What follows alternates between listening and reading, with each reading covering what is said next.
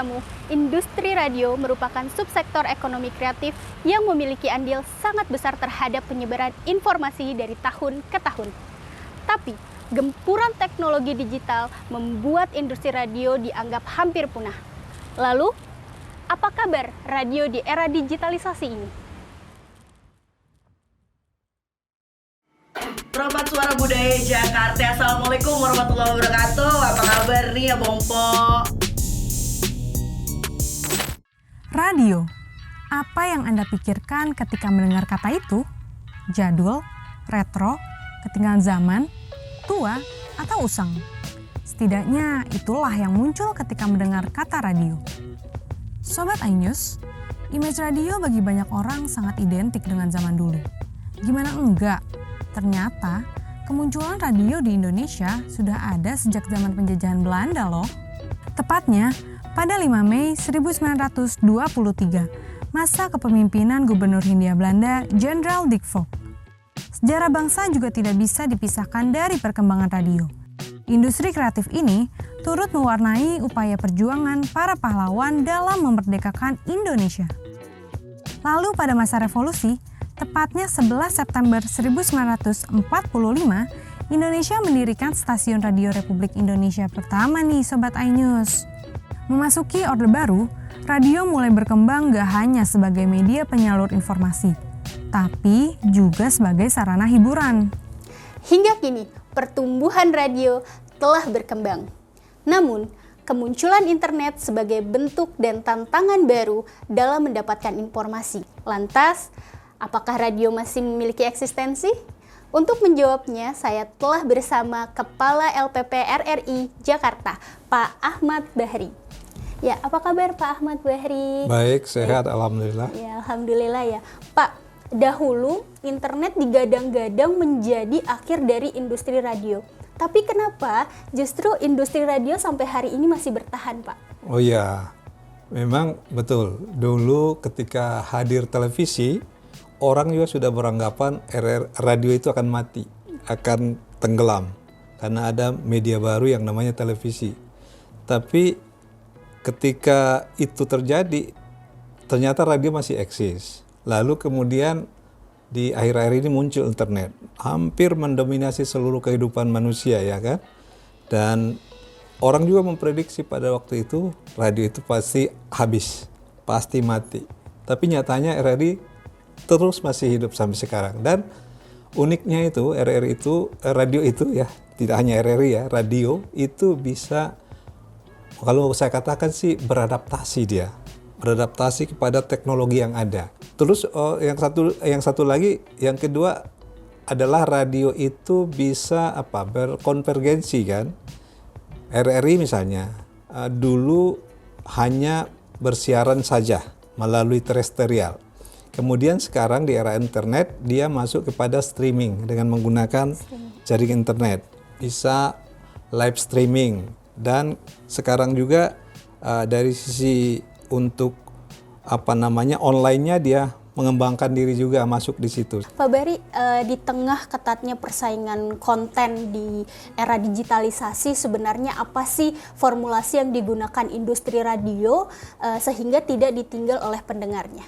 Menurut saya radio itu harus bisa beradaptasi kepada kemajuan teknologi yang ada gitu ya. Yang menjadi perhatian sebetulnya radio itu kan mempunyai keunikan sendiri ya. Secara media dia itu sifatnya sangat personal dengan pendengarnya ya. Itu kehebatan radio, kedekatan dengan pendengarnya. Lalu di luar itu sebagai media, radio itu juga kan mempunyai fungsi untuk memberi informasi, memberi edukasi.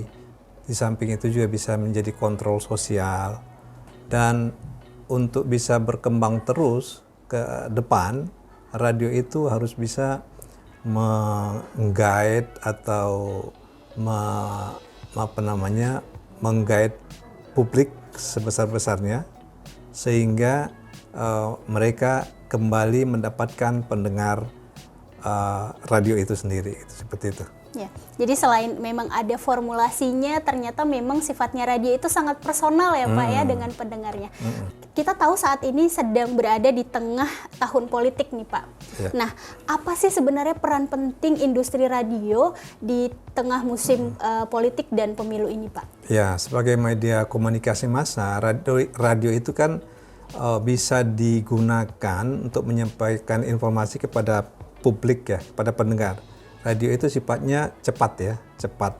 Terus program-programnya bisa diformulasi sedemikian sehingga sesuai dengan kebutuhan pendengarnya gitu ya. Jadi cukup efektif sih sebetulnya radio bisa dimanfaatkan untuk menjadi media komunikasi di masa pemilu ini. Berarti memang selain untuk edukasi itu juga untuk menekan ya hoax-hoax gitu ya Pak ya? Itu fungsi lain ya, betul. Fungsi lain. Jadi media seharusnya bisa menjadi filter informasi-informasi yang sifatnya hoax, dan bisa juga menjadi media yang bisa mengcounter informasi-informasi yang sifatnya hoax ya. Pak Bari, saya ingin Bapak menanggapi kalimat berikut ini Pak. Kiamat industri radio, apa tanggapan Bapak mengenai kalimat tersebut? Sepanjang medianya atau radionya bisa menyesuaikan diri, bisa beradaptasi kepada lingkungan dan teknologi yang ada, saya pikir masih cukup jauh mungkin untuk kiamat radio. Di sisi teknologi, radio itu bisa berinteraksi atau bisa mengembangkan diri masuk kepada berbagai platform, itu seperti itu. Oke. Sobat iNews, industri radio akan selalu berkembang dan akan selalu menumbuhkan kreativitas baru karena sifatnya yang sangat personal dengan para pendengarnya.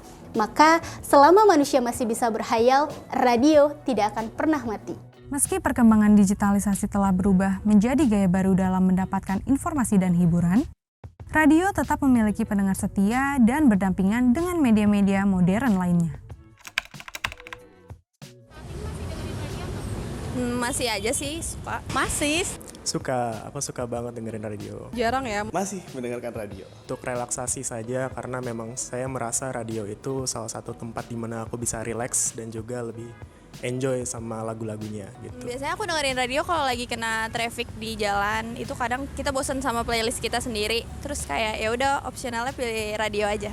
Lagunya asik, terus enak gitu. Hostnya juga asik, ganti-ganti setiap sesinya. Playlistnya tuh random, jadi kita tuh nggak tahu lagu berikutnya apa. Lebih ke faktor surprise aja sih. Terus buat apa? Buat nemenin perjalanan. Emang, karena kan sekarang udah ada aplikasi streaming ya, platform streaming, jadinya sebenarnya sekarang udah jarang sih dengerin radio. Cepatnya perkembangan digital tidak berarti menandakan akhir dari industri radio di Indonesia. Pertumbuhan media berbasis digital justru menjadi sarana penunjang untuk mengoptimalkan industri radio, seperti keberadaan radio streaming yang dapat diakses lewat media digital. Keberadaan media digital yang terhubung dengan internet menjadi salah satu alternatif untuk mendengarkan siaran radio, sehingga masyarakat tidak perlu lagi membeli perangkat radio. Dalam hal ini, media digital menjadi jalan keluar terbaik untuk menyelamatkan industri radio di Indonesia. Radio tetap menjadi pilihan banyak orang karena sifatnya yang auditori, sehingga masyarakat bisa mendengarkan sambil melakukan aktivitas yang lain. Kalau menurut kamu konten ini bermanfaat, jangan lupa subscribe, share, dan tulis pendapatmu di kolom komentar.